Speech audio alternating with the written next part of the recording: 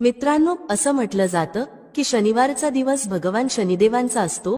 या दिवशी करण्यात आलेलं 2 लवंगा आणि 1 वाटी मोहरीच्या तेलाचं उपाय कधीही निष्फळ जात नाही।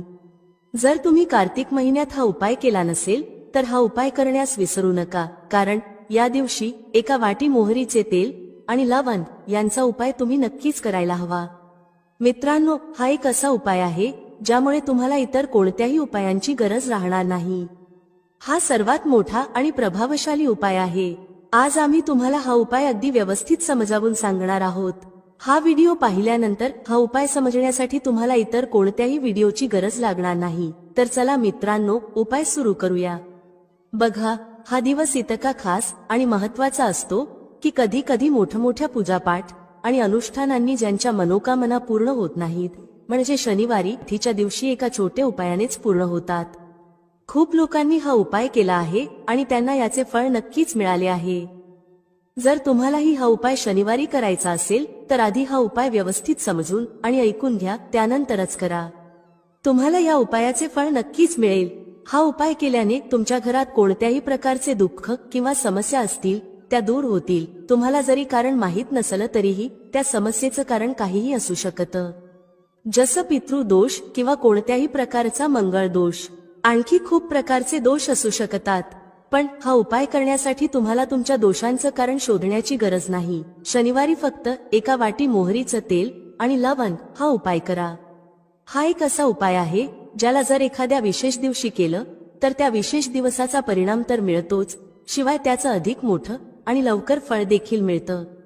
कारण तुम्ही हा उपाय खूपच महत्त्वाच्या आणि विशेष दिवशी करत आहात। मित्रांनो, आजच्या या व्हिडिओमध्ये आम्ही तुम्हाला 1 वाटी मोहरीचं तेल आणि लवंग यांचा उपाय समजावून सांगणार आहोत।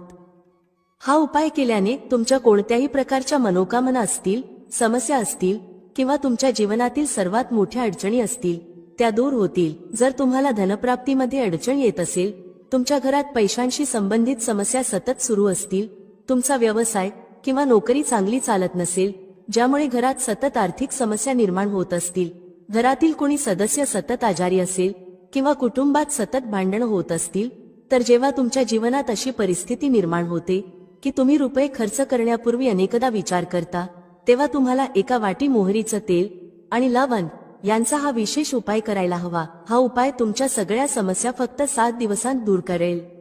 तर चला या विशेष उपायांबद्दल जाणून घेऊया, पण त्याआधी जे माझे प्रिय मित्र आणि बहिणी आज पहिल्यांदाच या चॅनेलवर आले आहेत किंवा ज्यांनी आज पहिल्यांदा माझा आवाज ऐकला आहे, जर तुम्हीही महादेवाचे खरे भक्त असाल तर व्हिडिओला लाईक करा, चॅनेलला सबस्क्राईब करा आणि कमेंट बॉक्समध्ये लिहा हर हर महादेव। पहा, बरेच लोक या उपायाबाबत विचारतात की शेवटी हा उपाय आपण कोणत्या वेळेस करायला हवा, सकाळच्या वेळेस की संध्याकाळच्या वेळेस? तर बघा, हा उपाय तुम्ही सकाळच्या वेळेस करू शकता आणि संध्याकाळच्या प्रदोष काळातही करू शकता। आता जर तुम्ही विचाराल की या 2 लवंगाच्या उपायासाठी सर्वात उत्तम वेळ कोणती असेल, तर आम्ही तुम्हाला सांगतो की हा उपाय तुम्ही संध्याकाळी केल्यास अधिक चांगला परिणाम मिळेल। बाकी जर सकाळच्या वेळेस केला तरीही काही अडचण येणार नाही। चला आता उपायाकडे जाऊया। पहा, पूर्ण व्हिडिओ लक्षपूर्वक पहा आणि ऐका, त्यानंतर उपाय करा, तुम्हाला नक्कीच फायदा होईल। मित्रांनो, आजच्या या व्हिडिओमध्ये आम्ही तुम्हाला लवंगाच्या त्या उपायांविषयी सांगणार आहोत जे खूप सोपे आहेत पण अत्यंत लाभदायक आहेत। हे उपाय जर तुम्ही शनिवारी म्हणजे आजच्याच दिवशी 2-4 मिनिटे काढून केले तर समजून घ्या की तुमच्या जीवनात आनंद आणि अपार यश येईल। तुम्ही ज्या कार्याची सुरुवात कराल त्या कार्यात तुम्हाला यश मिळेल। मित्रांनो, तंत्रशास्त्र आणि ज्योतिषशास्त्रात लवंगाला खूपच श्रेष्ठ मानले गेले आहे। असं म्हटलं जातं की लवंगाचा उपाय जर योग्य दिवशी योग्य मुहूर्तावर केला तर तो कधीही अपयशी ठरत नाही। लवंगाचा उपयोग खूप प्रकारच्या पूजा अर्चांमध्ये केला जातो। जर लवंगाचा उपयोग केला गेला नाही तर त्या पूजा अर्धवट मानल्या जातात। मित्रांनो, जिथे लवंग तुमच्या आरोग्यासाठी खूपच चांगली मानली गेली आहे, तिथेच ज्योतिषशास्त्रातही लवंग खूप प्रभावी मानली गेली आहे। असं म्हटलं जातं की लवंगाचा योग्य उपाय एखाद्या व्यक्तीच्या बंद नशिबाचे कुलूप लगेचच उघडू शकतो। लवंगाचे उपाय खूपच सोपे असतात, फक्त त्यांना योग्य वातावरणात करणे गरजेचे असते। म्हणून चला, तुमच्या जीवनात कितीही मोठी समस्या असो, कितीही अडचणींनी तुम्ही ग्रासलेले असाल, तरीही लवंगाचे उपाय तुम्हाला सर्व दुःखांपासून मुक्ती देतात। लवंगाच्या उपायांमुळे तुमच्या जीवनात सुख समृद्धी वाढते। मित्रांनो, लवंगाच्या त्या उपायांविषयी आम्ही तुम्हाला सांगणार आहोत ज्यांचा उल्लेख धर्मशास्त्र, तंत्रशास्त्र आणि अनेक शास्त्रांमध्ये केला गेला आहे। मित्रांनो, खात्री बाळगा, हे उपाय खूपच सोपे आहेत। जर तुम्ही हे केले तर मानून चला की तुम्ही कोणत्याही समस्येमध्ये अडकलेले असाल, कोणत्याही अडचणीत असाल किंवा तणावाखाली असाल, तरीही प्रत्येक प्रकारच्या समस्यांपासून तुम्हाला मुक्ती मिळणार आहे। मित्रांनो, जर तुमच्या जीवनात कोणत्याही प्रकारची मनोकामना असेल, जसं की तुमच्या जीवनात धनप्राप्ती थांबली असेल, तर धर्मशास्त्रात सांगितलेल्या लवंगाच्या उपायाचा उपयोग करा। चारही बाजूंनी धन तुमच्याकडे खेचलं जाईल। जर तुम्ही नोकरीची तयारी करून थकले असाल आणि नोकरी लागत नसेल, तर तुमची नोकरी नक्कीच लागेल। याच्याप्रमाणे तुमचा बंद पडलेला व्यवसायही सुरू होईल आणि तुमच्या सर्व मनोकामना लवंगाच्या उपायाने पूर्ण होतील। फक्त हा लवंगाचा उपाय तुम्हाला शनिवारी 2-4 मिनिटे काढून करायचा आहे। मित्रांनो, भगवान शनिदेव महाराजांच्या आशीर्वादाने तुमची सर्व मनोकामना पूर्ण होईल। शनिदेवांच्या कृपेने तुमच्या जीवनातील प्रत्येक दुःख नाहीसे होईल। म्हणूनच जर तुम्हालाही वाटत असेल की भगवान शनिदेव महाराजांचा आशीर्वाद आणि कृपा तुमच्यावर आणि तुमच्या कुटुंबावर नेहमी राहावी, तर संपूर्ण श्रद्धा आणि विश्वासाने हा व्हिडिओ लाईक करा आणि कमेंट बॉक्समध्ये जय शनिदेव लिहा। हे खूपच अचूक उपाय आहे, खूप सोपा उपाय आहे, पण तुम्हाला याची विशेष काळजी घ्यावी लागेल की लवंगाचे उपाय जर चुकीच्या पद्धतीने केले गेले तर त्याचे दुष्परिणाम होऊ शकतात। कारण तंत्रशास्त्रात स्पष्टपणे सांगितले आहे की लवंगाचे उपाय खूप विचारपूर्वक आणि योग्य रीतीने केले पाहिजेत। याचा लाभ त्वरित मिळतो आणि परिणामही लगेच दिसतो, पण जर लवंगाचा उपाय चुकीच्या मुहूर्तावर केला गेला तर त्याचे दुष्परिणाम पाहायला मिळतात। पहा मित्रांनो, एक गोष्ट समजून घ्या, जसे भगवान गणेशजी, भगवान विष्णूजी, देवी दुर्गा, भगवान हनुमानजी महाराज आणि भगवान शिवजी या सर्व देवतांच्या पूजेमध्ये लवंगाचा उपाय नक्कीच केला जातो।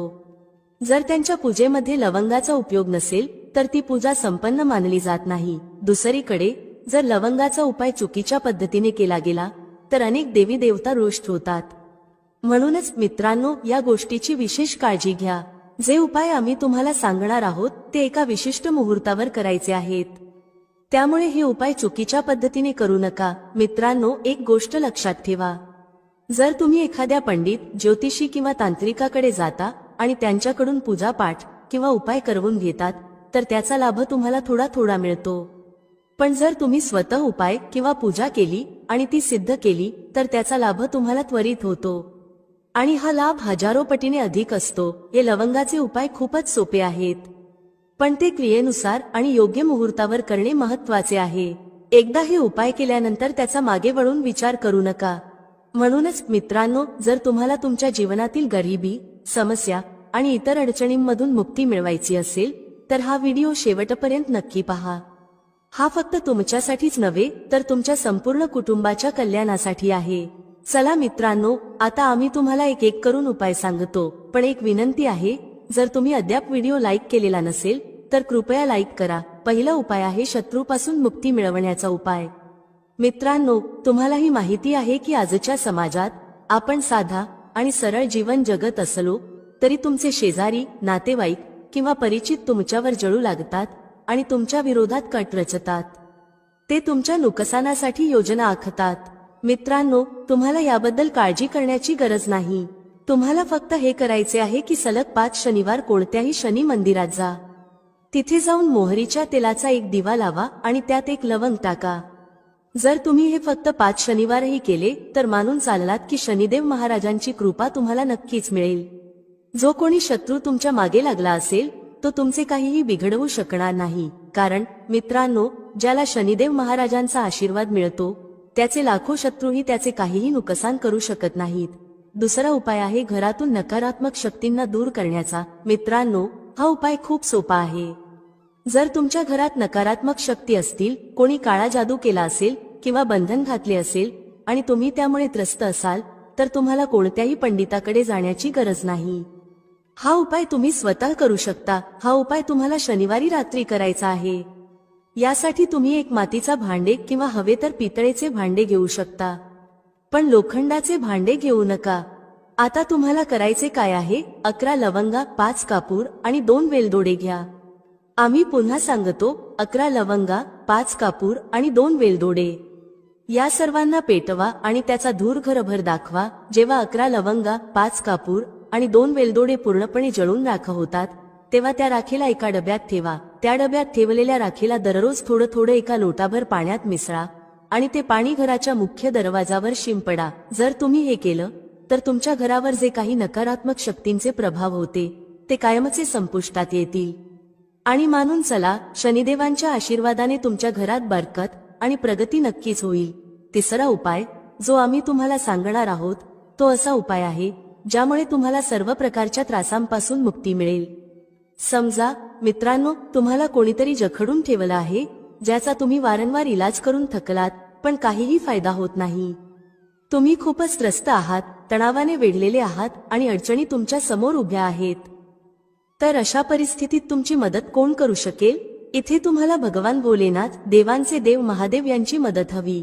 अगदी बरोबर ऐकलं तुम्ही। हा उपाय जो आम्ही तुम्हाला सांगणार आहोत जर तुम्ही केला तर तुम्हाला देवांचे देव महादेवांचा आशीर्वाद नक्कीच मिळेल। उपाय करण्यासाठी तुम्हाला सलग 5 आठवडे शनिवारी कोणत्याही शिव मंदिरात जावं लागेल। या 5 आठवड्यांपर्यंत तुम्ही तामसिक अन्न सेवन करू शकत नाही। तामसिक अन्न म्हणजे मद्यपान, मांसाहार आणि धूम्रपान यांचा त्याग करावा लागेल। या पूजेला तपस्येचा एक प्रकार मानले जाते। ज्यांनी हा उपाय केला आहे त्यांचे शरीर निरोगी झाले आहे, त्यांना रोगांपासून मुक्ती मिळाली आहे आणि त्यांच्या जीवनातील सर्व प्रकारच्या अडचणी संपल्या आहेत। तुम्हाला फक्त इतकं करायचं आहे की शनिवारी स्नान करून 2 लवंगा घेऊन कोणत्याही शिव मंदिरात जावं। या 2 लवंगांना भगवान शिवजींना उत्तर दिशेकडे उभं राहून अर्पित करावं। तिथे तुम्हाला ओम नमः शिवाय या मंत्राचा 1008 वेळा जप करावा लागेल। 1008 आणि 108 हे भगवान शिवजींचे आवडते क्रमांक आहेत। जर तुम्ही हे केलं तर मानून चला की उपाय केल्यानंतर तुम्हाला महादेवांची कृपा मिळेल। त्यांच्या आशीर्वादाने तुम्ही रोगमुक्त व्हाल आणि तणाव व अडचणींमधून मुक्त व्हाल। मित्रांनो, यासाठी कमेंट बॉक्समध्ये हर हर महादेव लिहा आणि जर तुम्ही अजूनही व्हिडिओ लाईक केला नसेल तर व्हिडिओ लाईक करा। आता मित्रांनो, समजा आधी तुमचा व्यवसाय चांगला चालत होता पण नंतर बंद पडला, ठप्प झाला। तुम्ही या गोष्टीने खूपच त्रस्त आहात। तर यासाठी एक सोपा उपाय सांगितला जातो। तुम्हाला हे लक्षात ठेवावं लागेल की व्यवसायात आपल्याला कोणत्या तरी देवतेची मदत लागते। ती देवता म्हणजे भगवान गणेश। जर तुम्हाला भगवान गणेशजींचा आशीर्वाद मिळाला तर तुमचा व्यवसाय पुन्हा चांगला चालेल आणि तुम्ही खूप प्रगती कराल। त्यासाठी बुधवारी गणेश मंदिरात जावं। गणेशजींसमोर गाईच्या दुधापासून तयार केलेल्या तुपाचा दिवा लावावा। हे तुम्ही कोणत्याही बुधवारी करू शकता। तुम्हाला एक लाल पोटली घेऊन जावी लागेल। या लाल पोटलीत 21 मोजून घेतलेल्या लवंगा आणि 11 कापूर ठेवावे। मग ही पोटली गणेशजींच्या उजव्या पायांना स्पर्श करा। त्यानंतर ही पोटली घरी घेऊन या। ती तुमच्या दुकानात माती किंवा पितळेच्या भांड्यात जाळा। याचा धूर तुमच्या दुकानातील प्रत्येक कोपऱ्यात दाखवा। यामुळे तुमच्या दुकानात जे काही नजर दोष किंवा अडथळे होते ते दूर होतील। याच राखेचा थोडासा भाग गंगाजला सोबत घेऊन सलग 2 आठवडे म्हणजे 14 दिवस तुमच्या दुकानाच्या प्रवेशद्वारावर शिंपडा। जर तुम्ही हे केलं तर भगवान गणेशजींच्या आशीर्वादाने तुमचा बंद पडलेला व्यवसाय पुन्हा सुरू होईल आणि मित्रांनो, तुम्ही तुमच्या व्यवसायात खूप प्रगती कराल। शेवटचा उपाय आहे धनप्राप्तीचा महाउपाय। जो कोणी हा उपाय करतो त्याला माता लक्ष्मीजींचा असा वरदान आणि आशीर्वाद मिळतो ज्यामुळे त्याच्या जीवनातील धनसंबंधित सर्व अडचणी संपतात। उपाय खूपच सोपा आहे।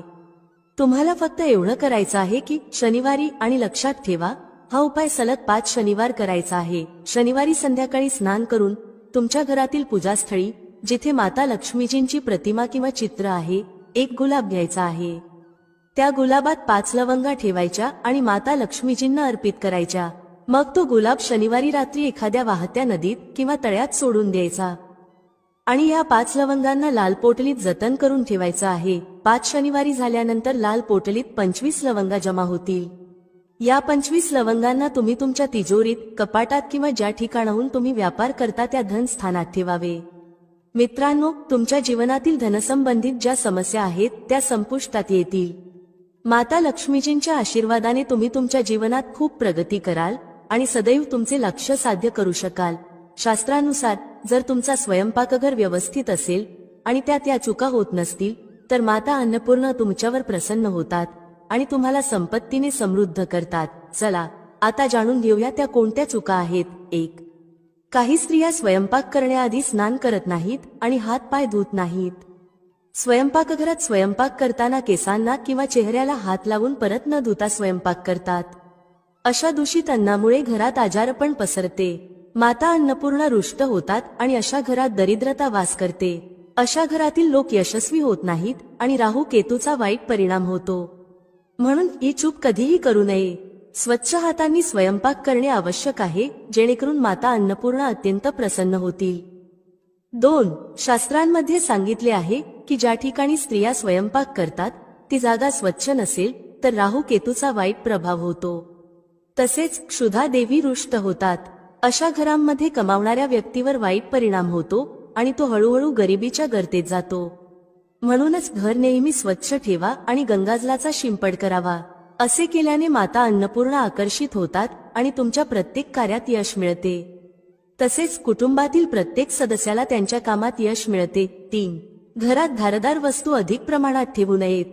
यामुळे कुटुंबात तणाव वाढतो आणि भांडणे होऊ लागतात. स्वयंपाकघरात 1 किंवा 2 पेक्षा जास्त सुरी किंवा चाकू ठेवू नयेत. जर तुमच्याकडे जुने किंवा अनुपयोगी चाकू असतील तर ते काढून टाका. अशा वस्तू घरात ठेवल्याने नकारात्मक ऊर्जा आकर्षित होते आणि वाईट परिणाम होतो. 4. स्वयंपाकघराच्या समोर चप्पल, जोडे, झाडू किंवा पोछा ठेवू नयेत. यामुळे माता अन्नपूर्णा नाराज होतात आणि संपूर्ण घराला गरिबीचा सामना करावा लागतो. हे पाप मानले जाते. म्हणून कधीही चप्पल, जोडे किंवा झाडू, पोछा स्वयंपाकघराच्या समोर ठेवू नका, कारण यामुळे मोठा अनर्थ होऊ शकतो आणि माता रुष्ट होऊ शकतात. 5. स्वयंपाक करताना महिलांनी अन्न दूषित करू नये. असे केल्याने माता अन्नपूर्णांचा अपमान होतो. यामुळे घरात दरिद्रता वास करते आणि माता लक्ष्मी घर सोडून जातात. अनेक स्त्रिया स्वयंपाक करताना मीठ किंवा मसाले चेक करण्यासाठी खातात. असे करणे अशुभ मानले जाते. संपूर्ण अन्न दूषित करू नका. आधी थोडे अन्न कुठेतरी अर्पण करा किंवा कोणाला खायला द्या. त्यानंतरच तुम्ही अन्नचाव पाहू शकता. 6.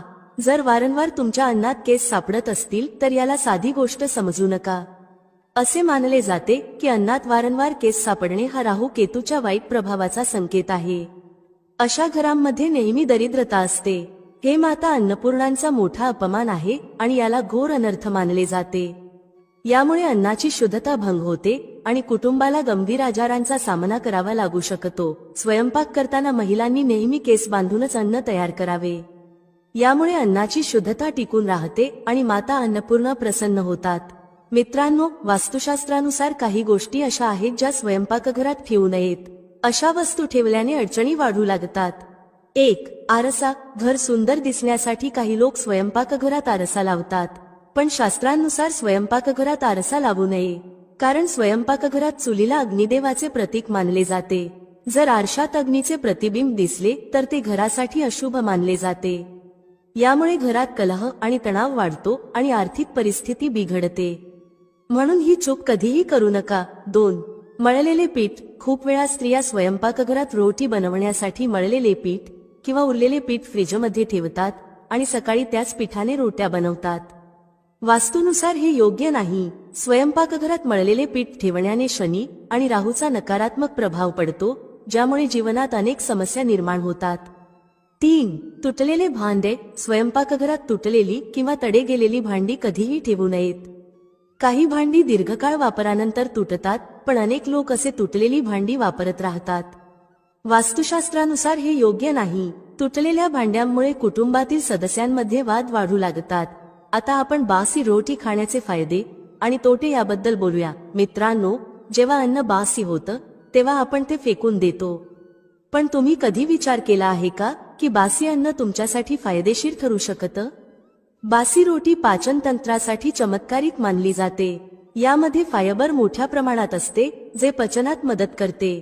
बासी रोटीमुळे पोट फुगणे, गॅस आणि बद्धकोष्ठता यांसारख्या समस्या दूर होतात. तथापि शास्त्रानुसार अन्न नेहमी ताजं खावं. पण जोपर्यंत अन्न खाण्यायोग्य आहे आणि खराब झालेलं नाही तोपर्यंत ते फेकू नका. अन्न फेकणं म्हणजे त्याचा अपमान आहे. जो व्यक्ती बासी अन्नाला सन्मान देतो आणि त्याला ग्रहण करतो त्याच्यावर माता अन्नपूर्णा सदैव प्रसन्न राहतात. पण यामध्ये एक गोष्ट लक्षात ठेवणं खूप महत्त्वाचं आहे. जेव्हा तुम्ही बासी रोटी खाणार असाल किंवा ती लहान मुलांना देणार असाल तेव्हा ती आधी तपासून पहा. जर बासी रोटीवर बुरशी आली असेल किंवा त्याला वास येत असेल तर ती खाऊ नका. यामुळे तुमचं किंवा मुलांचं आरोग्य बिघडू शकतं. बासी रोटी दीर्घकाळ घरात ठेवणं देखील अशुभ मानलं जातं, कारण यामुळे घरात नकारात्मक ऊर्जा वाढते. आता मित्रांनो, तुम्हाला एक प्रभावी आणि चमत्कारिक उपाय सांगते जो तुमचं नशीब उजळवू शकतो. परंपरेनुसार गाय, गंगा आणि गायत्री यांना खूप धार्मिक महत्त्व आहे. असं मानलं जातं की गौमातेच्या शरीरात 33 कोटी देवी देवतांचा वास असतो. गौमातेला पूजणाऱ्या व्यक्तीवर या सर्व देवी देवतांची कृपा होते. गौसेवेने केवळ या जन्माचे नव्हे तर पूर्वजन्माचेही दोष दूर होतात. दररोज सकाळी तुमच्या घरात स्वयंपाक सुरू करण्याआधी सर्वप्रथम बनवलेली रोटी गौमातेसाठी काढा. जेवणाच्या आधी ही रोटी गौमातेच्या चरणी अर्पण करा. शक्य असल्यास काली गाय असल्यास तिला खायला द्या. जर काली गाय मिळाली नाही तर पांढऱ्या गायीलाही रोटी खायला घालू शकता. गायीसाठी रोटी बनवताना याची काळजी घ्या की रोटी ताजी असावी. गायीला कधीही बासी रोटी देऊ नका.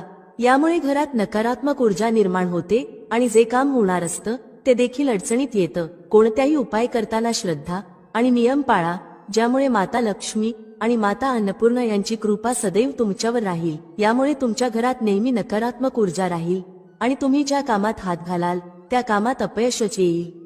म्हणून प्रयत्न करा की गायीला रोज ताजी रोटी बनवून खायला द्यावी. बासी रोटी अजिबात खायला देऊ नका. तसेच सडलेली किंवा खराब झालेली फळे आणि भाजीपाला गायीला कधीही खायला देऊ नये. जर तुमच्या घरात फळ किंवा भाजी खराब झाली असेल तर ती गायीला देऊ नका. असे केल्याने तुमचे नशीब खराब होऊ शकते.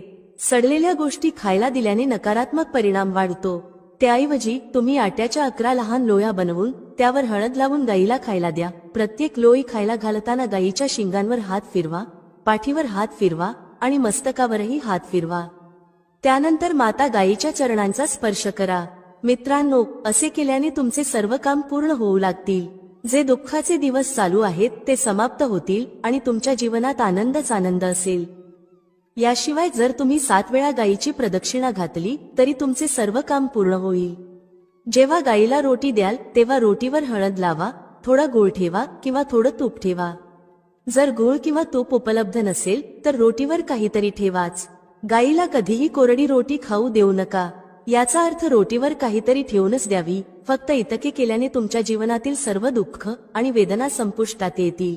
दररोजच्या जीवनात जसं आपण म्हणतो, गायीला रोटी देणं पितृदोष दूर करण्याचा एक प्रभावी उपाय आहे. जर तुमच्या कामात वारंवार अडथळे येत असतील, संतान प्राप्तीमध्ये अडचण येत असेल किंवा धनसंबंधित समस्या असतील तर हे संकेत असू शकतात की तुमचे पितर नाराज आहेत. पितृदोष दूर करण्यासाठी असं सांगितलं जातं की अमावस्येच्या दिवशी तांदळाच्या खिरीत रोटी टाकून ती घराच्या छतावर कावळ्यांना खायला द्यावी किंवा एखाद्या गरजू व्यक्तीला अन्न द्यावं. यामुळे पितृदोष दूर होईल आणि इतर अडचणीही संपुष्टात येतील. विष्णू पुराणाच्या 12व्या अध्यायात सांगितलं आहे की जर एखादा उपाशी व्यक्ती तुमच्या दारात आला तर त्याला भरपेट अन्न द्यावं.